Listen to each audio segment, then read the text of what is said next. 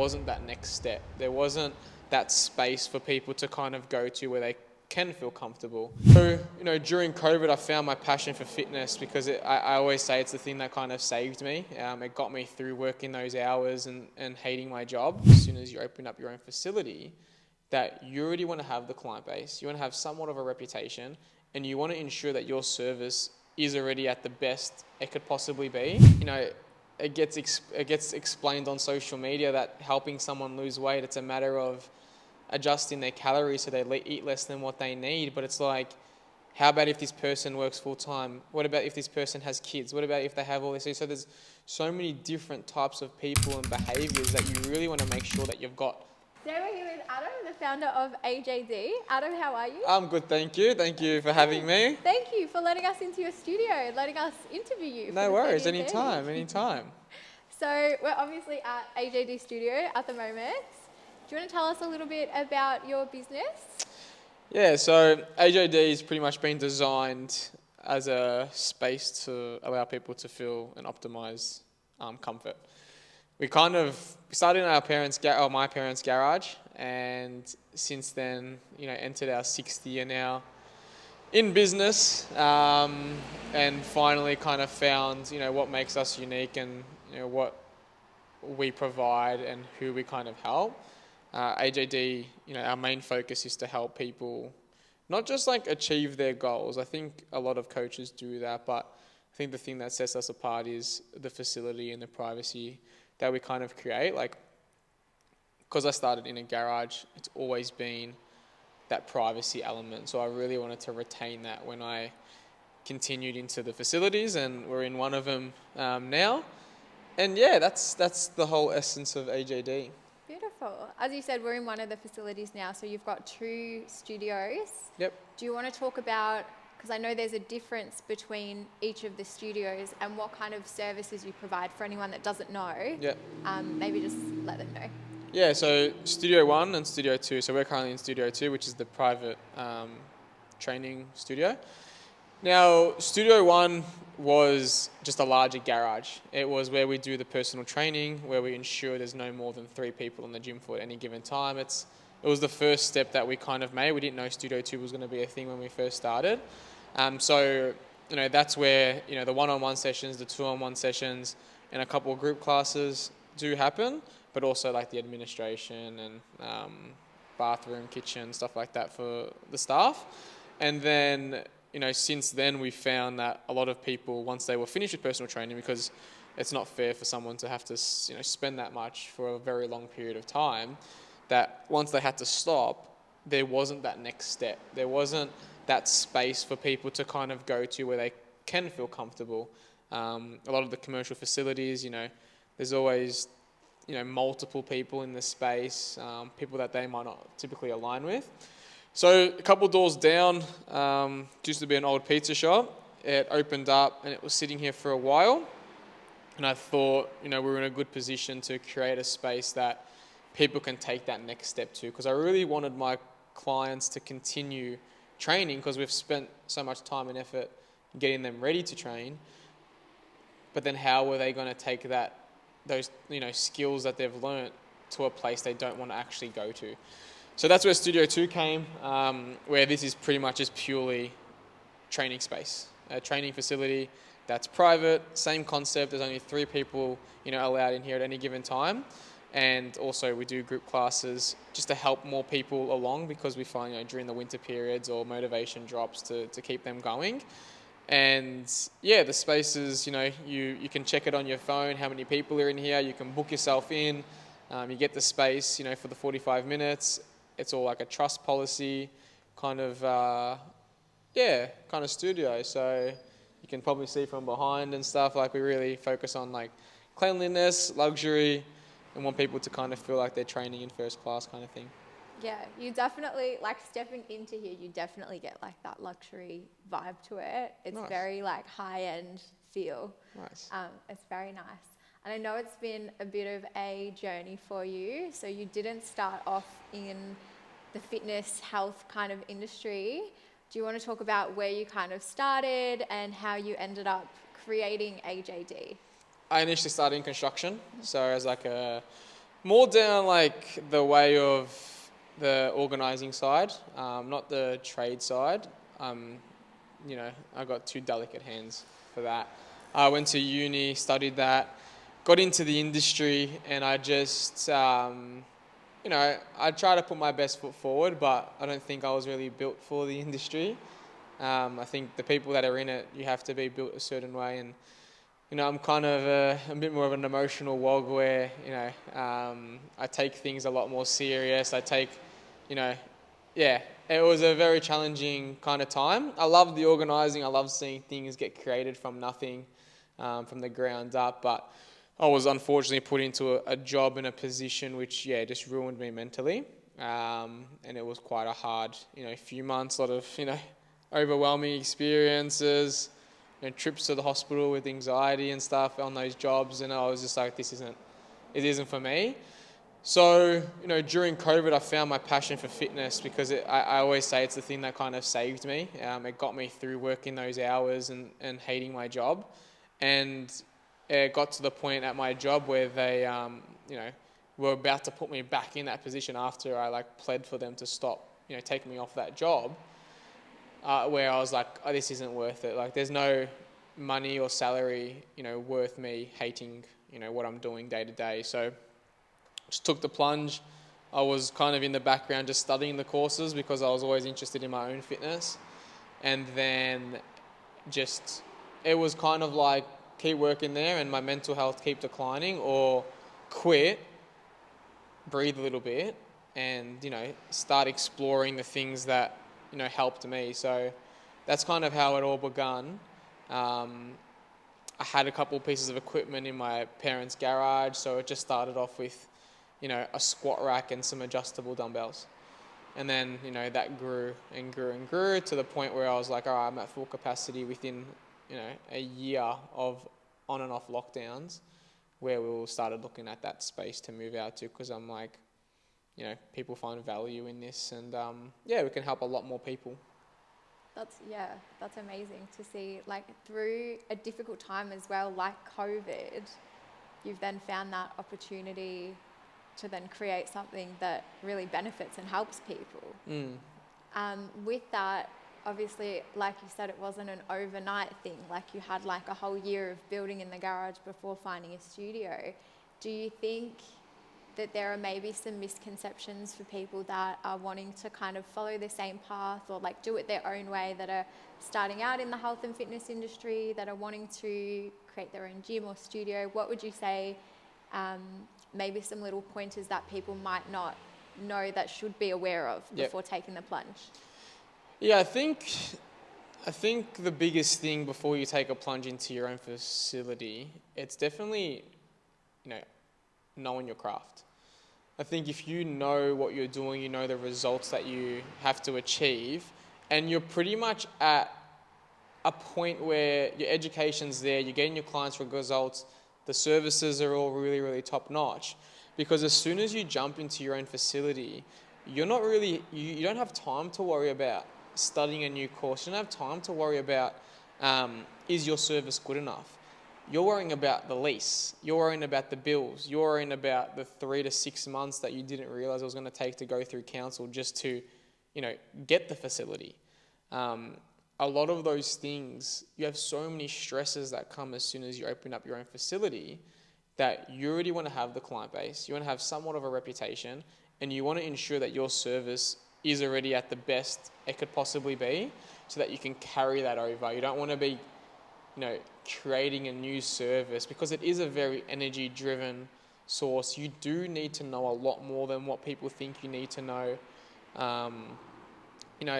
It gets explained on social media that helping someone lose weight, it's a matter of adjusting their calories so they eat less than what they need. But it's like, how about if this person works full time? What about if this person has kids? What about if they have all this? So there's so many different types of people and behaviors that you really want to make sure that you've got the reps in. You've trained the majority of Gen Pop people so that you can then niche down. I think that's the biggest misconception. People might see, the facilities that we've got and be like, oh, I can throw X amount of dollars at that and have one of those too. But it's like, yes, the facility is a space, but if we didn't have that reputation of you come through those doors, I get you your results, then this wouldn't really be anything either.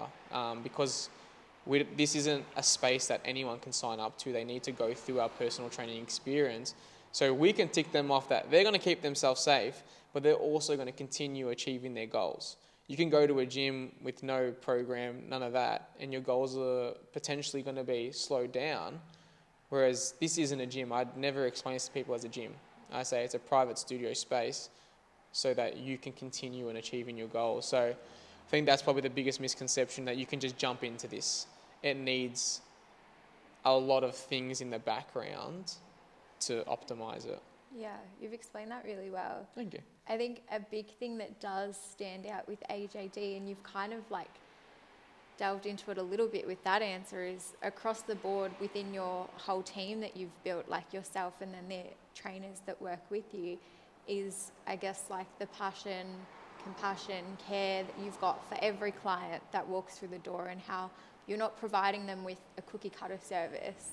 You're actually delving into their life and how you can best support their entire life, really. How did that kind of come about? Like how it seems like something that, like I said, is across the board of AJD. How important is that, and how did you build that part of it? I think a lot of it's just my conscience, to be honest. I think a lot of it comes from my upbringing and a lot of that stuff where it's always, it's not always the most optimal way to go, but we put a lot of people first. And I have to thank my parents for kind of teaching me these lessons, because if I didn't have those attributes, I would put anyone into these facilities, even if I don't think I can achieve their goals, to make money off of them. And that wasn't something that sits well with me. And for a big thing, maybe as an Italian being brought up, our reputation is a big element of, how we perceive ourselves. So if we know a lot of people, are bad-mouthing us, unfortunately, that's also a trait that we kind of have, where we want to make sure everyone's happy as well. So, I think there's also a point where, I've said to you as well, like, I don't really care anymore what people think, but that's because I know the service that we provide. But I think it was my conscience was a huge part of it, because I couldn't justify, or I couldn't bring someone into this facility or into my services knowing I can't help them. And, it is quite challenging, because you're fighting, especially when you move into your own space, you're fighting your consciousness, I don't even know how to say the word now, I've said it too many times, and also making sure you generate enough revenue. So at the very start, we had a lot of people coming through, inquiring about the space because they liked the space, but they weren't willing to, go down the AJD's protocol. And to me, it was like, I don't want you in the space then, because I don't know if you're going to keep yourself safe. If you injure yourself, yes, there's lawyers and insurance for all that, but it's more a fact that I won't sleep at night. I will, like when I first started, and a client's like, oh, my back's pulled up a bit sore. Anxiety attack. I'm like, shit, I've hurt this person, and it would ruin me. So the fact that I couldn't legitimately put someone in here without knowing that they're going to keep themselves safe, I think that's a large element to, why those services, and I've been very strict on keeping that consistent across all the coaches. That's probably the biggest thing. I think another big thing that kind of separates AJD from other, like you said, you don't even call it a gym, it's studios, but other people in the fitness world and people that are trying to create something similar, you've actually built an AJD community, whether it's been intentional or it's just something that's happened organically. You've got your community events. We've been to I've been to your trivia night where you had heaps of people there all getting together, and they're really, really amazing events, and it's a really beautiful, genuine community that you've built. Is that something, was that intentional? Has that just formed itself because of the space you've created? How did that come about? Yeah, I think community wasn't initially something that I thought I would grow. I see, the importance of it, and I love the community we have now. But when I first started in my garage, it was just a matter of talking to people and helping them through, their goals. It wasn't until I stood in that room with that trivia night and we had like eight tables of 10 people or something like that. And I just looked around and I'm like, it was a really nice cherry on top for all the hard work. We're not necessarily really like tried. I think it quite naturally happened. It was just, really exciting to see the people that, make AJD what it is, all show up, all become friends, and for me, especially with construction, it's the position I was put in, I was very by myself. I've always been a very big social person. I've always, attended people's birthdays or, done whatever I can to, make people happy. So when I could help have a facility where like I can just come here now and talk to people and everyone likes to chat and stuff like that, that's what was a big element of, that community. And community is huge. Like we haven't been very social media heavy. We haven't done like a crazy amount that you might see other fitness people doing. We heavily rely on our community to build our business. We never put the pressure on them and force them to let other people know. And I think quite naturally from doing that, they've just naturally told other people. They tell people about the facility, they tell people about the coaches that we have. Like everyone, all the coaches have been picked because of their nature. Like they're welcoming, they're nice, they can have a laugh, they're adaptable. Like no one's really like rigid and, makes the place, an unenjoyable place to be around. So I think, the coaches have a huge influence as well as to the community that gets built too. So, it starts with the coaches and then the community grows from there. But, we have everything all the way AJD currently is, we have it all to thank to our community because, like I said, word of mouth's huge. It's been a huge element of the growth. We're trying to tap into social media just so, because we know how much we can grow with it. But yeah, that's probably the biggest element of, what kind of makes us different as well. Yeah, like I said, it is definitely very evident when you walk into either of the AJD studios. Like all the coaches are always so welcoming and all the clients, like everyone is there. I've been to like 3 other gyms in my life and like you never talk to anyone, no one ever smiles at you. Like it's very isolating, whereas here everyone's so friendly, so welcoming immediately. So it's beautiful. You've done really well. Thank you. And it's kind of the rules that we've kind of tried to naturally put in place. Like I said, we're not like another gym. So, if people want to, down the track want to work here, like it's not a place where you can just walk around not talking to anyone. Like that's a part of the job and it's an important part to, employment or, just being around. We really try to be different to what's out there. And so, like you've said, it's been a long journey. It's 6 years of business now? Yeah, we're into our 6, so halfway through our 6, so 5.5, yeah.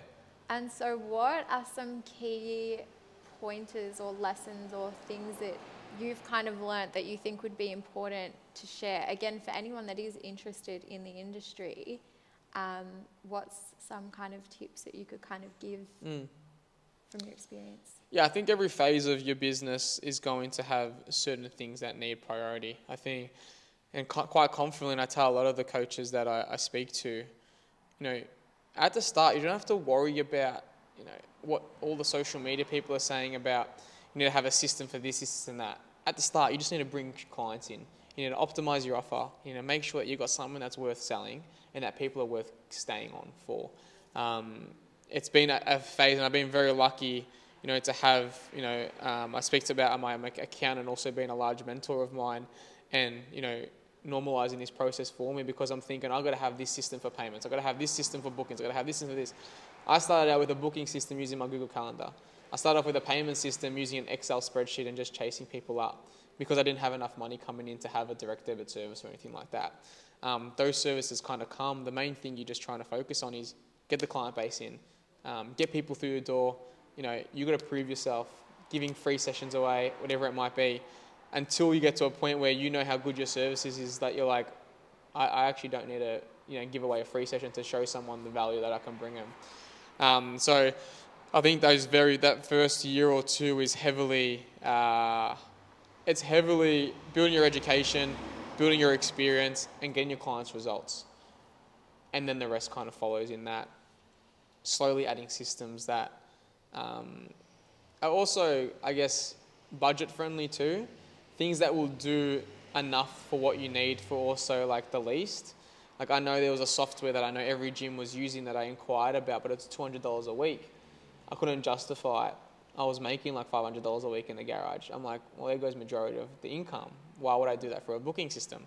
So, it's not until, in all the years, there's been a different challenge. Like, trying to build the client base. The second year was acquiring a facility while trying to manage a client base. The third year was getting a coach on board while trying to cover the lease and still getting your clients results. And then the fourth year, bringing on more coaches and then finding, more clients. And then it wasn't until the fifth year where I'm like, I think like, all the gyms are set up. We're finally in a position where I'm like, we can settle with this. Now it's a matter of growing. So every year's had its own challenge, but I feel like it's been stressful, but I've taken on each challenge, not trying to do 10 challenges at a time. It isn't until this year where I'm like, all right, everything seems to be going well. Let's focus on optimizing those systems and making sure that I have a system. So if we bring on a new coach, they have an educational series that follows and aligns with AJD.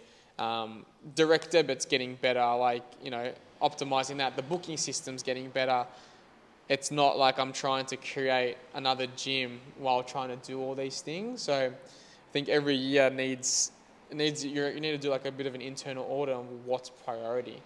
If you're not generating enough revenue, then why are you focusing on paying for a better system it's like who you bringing the system in for? So yeah, I think optimize your service, optimize your offer, get your clients coming through the door, build those systems, and then just keep strengthening them over time. Yeah. Maybe, I don't know if you've spoken about this publicly or not just yet, maybe a sneaky little plug. But for people that are kind of like interested in, I guess, following a similar path or doing their own thing, creating their own studio, or just wanting to grow in the health and fitness industry in general, do you have something going at the moment that may be able to assist with this?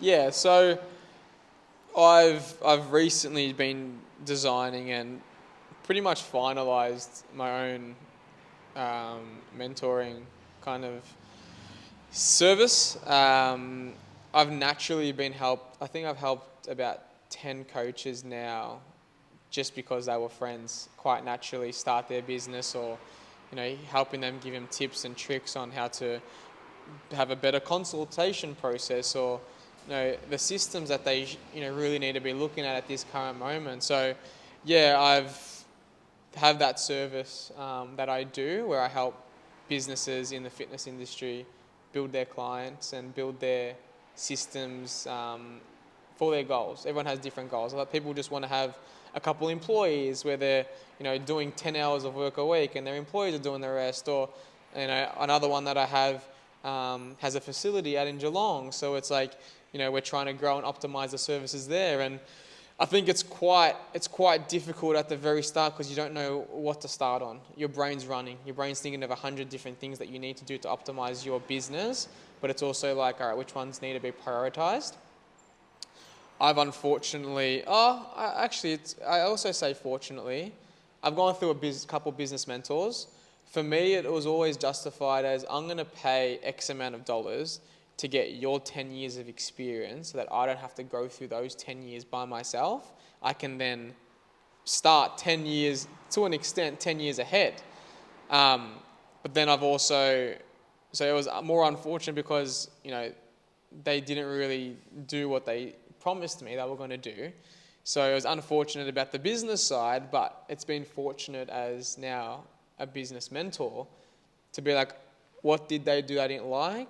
And then do all the things opposite of what they did. So similar to when I started personal training, I felt there was a gap in, what coaches provide. So now with business coaching, I genuinely have confidence that I don't really just focus on building a client base. Like, I've got facilities, I've got employees, I've got systems, I've also got client bases, I've got results, education, all those things. So I can really see how many different avenues I can actually help someone. I can help someone from trying to get their first client base to open up their own facility and generate more, I guess, wealth through building a team and stuff too. Whereas, some people might just find themselves they're really good at getting clients. And I think a big thing I pride myself on is, not spending any money on getting clients just yet, optimize all the ways of organic growth. Because like I said, up until today, we haven't really spent any money on any ads or anything. Everything's been through organic growth. So, I'm not going to pretend like I'm the best at that, because that's not something that I've tapped into, but I'd rather get this person's business sorted, do everything you possibly can before you have to spend $1 on ads, because they're obviously still trying to build money with their client base. And then I'll pass you on to someone who is good at building ads. I've got someone, who I work with as well. So it's like also the connections that we bring people in. So yeah, that's a service that I've currently been rolling out and have a few kind of people that I'm helping with, which is, really exciting and fun, and kind of reminds me of my first days when I started my business. And yeah, it hasn't taken me away from, AJD's growth, but it's also filled another cup of mine, which I love doing, and it's helping people in business. And so with that, if people are interested, how do they get in contact with that? I know you don't have a page for that yet, Yeah. but... It's just a matter of pretty much just coming in contact with me. Yeah. I think a lot of the people, I generally just give them a lot of free advice. I'm happy to kind of answer any questions and stuff. Obviously, if someone needs, a lot more attention and stuff like that, that's when the service comes into play. But I'm never someone who kind of gatekeeps any information. So it's a matter of contacting me. I've got a whole bunch of videos and stuff that's going to be coming out soon. We've got a whole series that's going to begin, so people can kind of see, I guess, my knowledge and with the industry and what I've gone through. I think a big key part to a lot of my growth is you see a lot of personal trainers, and I started off like this thinking I needed to have a 6-pack to grow my business. The most packs I've had is just one large pack, right?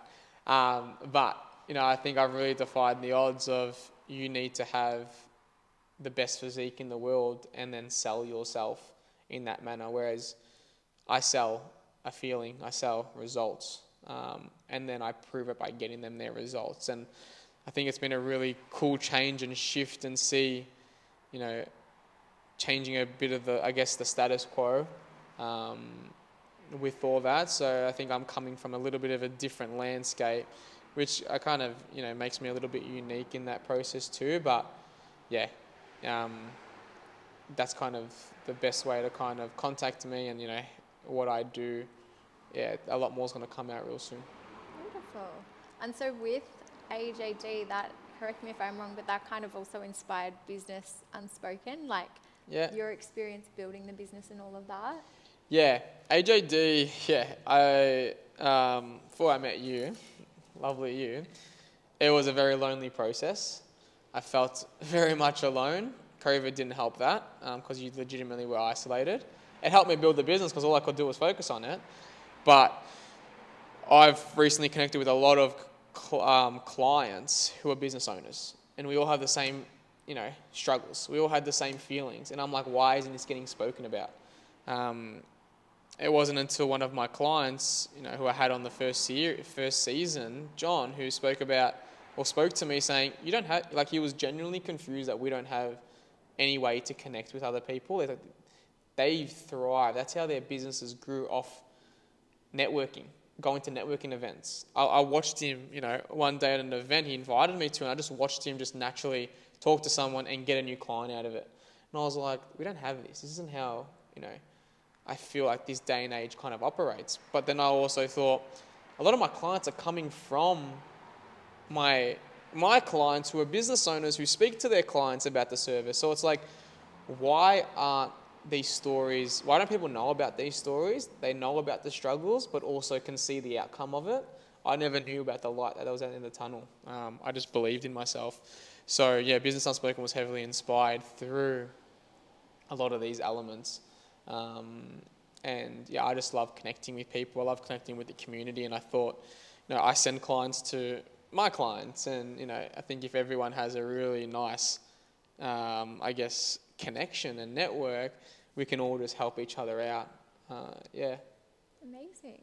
And so if someone is not necessarily specifically in the health and fitness industry, but maybe even just in general, if someone is looking to maybe, dip a toe or step into the business world, what kind of advice would you give to them? I think, and I made a 5-series episode about this where I speak about the first 5 years of business, and a lot of the same answers come from determining your why you're doing this. I think if the answer's for money, it's probably not the thing that's going to get you through the dark days. I think your why is such an important element so that you can keep growing, keep connecting, and keep, the days where you're not making enough money, or the days where you haven't seen a client come through the door, whatever it may be, those whys actually push you through it. And then another big element is it's going to be a very difficult journey, and you're going to be walking blind for a while. It's just a matter of understanding that there is a light at the tunnel, and that, you just got to put each step in front of the others. I think I say it to you a lot. There's a lot of like Disney references and a lot of movie references where, it's pretty much talking about like, leaving the past in the past and pushing forward, or even one I really like, it talks about, can you see where the journey lies? And they're like, no, I can't see. And then they're like, can you see your next step? And then like, yeah, I can see my next step. And then you just say, just take that. So yeah, I think that's there's a light at the end of the tunnel. You just have to walk blind for a bit. That's beautiful. Thank you. If there's, I'm remembering like a lot of the Disney quotes you've told me. Yeah, they're fantastic. Disney isn't for children, it's for adults. And now if there's someone who has seen your page or has walked past the AJD studios or has heard about you and they've been thinking of maybe coming along, or they're a bit hesitant, they maybe have never been to a gym or studio before, so they're unsure, what kind of advice would you give to them?